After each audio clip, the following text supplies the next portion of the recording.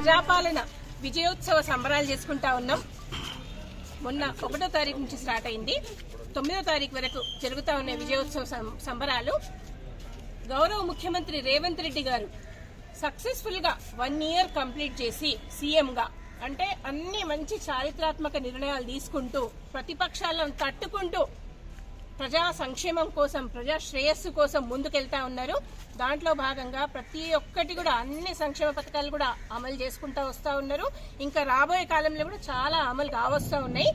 అయితే 1 year complete అయిన సందర్భంగా తెలంగాణ రాష్ట్ర ప్రభుత్వం ఆదేశాల మేరకు మన శాసన సభాపతి అన్న గడ్డం ప్రసాద్ కుమార్ గారి ఆదేశాల మేరకు ఇవాళ మున్సిపల్లో పొద్దున 2K రన్ నిర్వహించడం జరిగింది.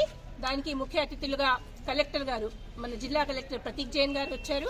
అండ్ ఎస్పీ నారాయణ రెడ్డి గారు, అడిషనల్ కలెక్టర్లు లింగానాయక్ గారు, సుధీర్ గారు, అన్ని డిపార్ట్మెంట్స్ అంటే డిఎస్పీ గారు, ఎస్పీ గారు అందరూ కూడా రావడం జరిగింది.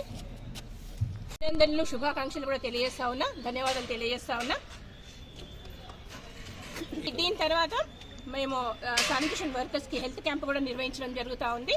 1వ తారీఖు నుంచి 9వ తారీఖు వరకు ఏకకాలంలో 2 లక్షల రుణమాఫీ చేసి అన్నదాతలకి అండగా నిల్చుంటున్నారు.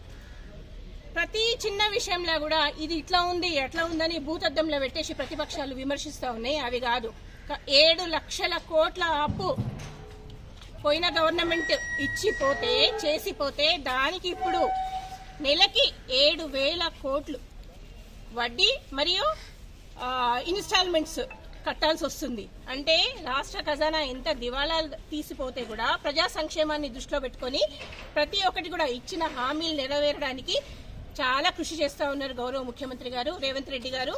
ధన్యవాదాలు తెలియజేస్తూ అలాంటి ముఖ్యమంత్రికి మనమందరం అండగా ఉంటే రాబోయే 4 సంవత్సరాలలో అద్భుతాలు చేస్తాం. ఇదన్నీ ప్రజలకు నేను విన్నవించుకుంటా ఉన్నా.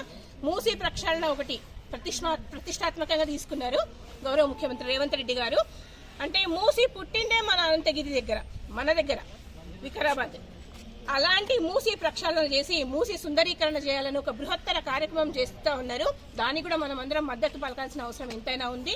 అన్నీ కూడా గవర్నమెంట్ మన కోసమే, ప్రజల సంక్షేమం కోసమే చేస్తూ ఉంది. కాబట్టి అందరూ గమనించాలి. రాబోయే 4 సంవత్సరాలు కూడా మనమందరం ముఖ్యమంత్రి గారికి అండగా ఉండాలని కోరుకుంటూ థ్యాంక్ యూ సో మచ్.